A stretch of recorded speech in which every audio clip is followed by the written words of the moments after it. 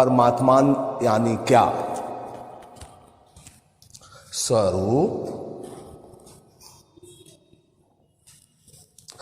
जो समझ में नहीं आता है उसी का नाम परमात्मा है। जो समझ में आ जाता है उसका नाम संसार है। जो समझ में नहीं आता है वो भी है। समझ पर ही अस्तित्व की परिसमाप्ति नहीं, समझ के पार भी अस्तित्व फैला हुआ है। इस बात की उद्घोषणा ही परमात्मा है। परमात्मा कोई व्यक्ति नहीं है। इसलिए जो परमात्मा को व्यक्ति मानकर खोजने चला है वो व्यर्थ ही भटकेंगे, कहीं ना पहुंचेंगे। परमात्मा तो अज्ञात का नाम है। अज्ञात का ही नहीं वरन अज्ञेय का। जिसे जानो तो जान ना पाओगे। जिससे जितना जानने की चेष्टा करोगे उतना ही पाओगे कि अनजान हो गए। लेकिन फिर भी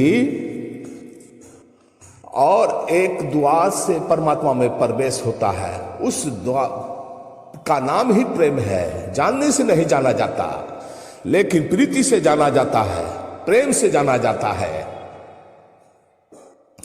जानना ही अगर जानने का एकमात्र ढंग होता तो परमात्मा से संबंधित होने का कोई उपाय ना होता। लेकिन और एक ढंग भी है। बुद्धि ही नहीं है तुम्हारे भीतर सब कुछ। हृदय का भी स्मरण करो। सोच विचार ही सब कुछ नहीं है इस धरती पर। भाव की आर्द्रता को भी थोड़ा अनुभव करो। आंखें सिर्फ कंकड़ पत्थर ही नहीं देखती, उनसे प्रीति के भी आंसू झरते हैं। अगर विचार पर ही ठहरे रहे तो परमात्मा नहीं है। इसलिए नहीं कि परमात्मा नहीं है बल्कि इसलिए कि विचार की क्षमता नहीं है कि परमात्मा को जानने की। ये तो ऐसे हुआ जैसे कोई आदमी आंख से गीत सुनना चाहे और संगीत फिर सुनाई ना पड़े और वो कहे कि जब तक आंख से संगीत ना सुनाई पड़े तब तक मैं मानूंगा नहीं। तो क्या करें हम? आंख से तो संगीत सुना नहीं जा सकता। उसकी जिद है कि आंख से सुनूंगा। कान से सुना जा सकता है, लेकिन उसकी जिद है कि कान खोलेगा नहीं।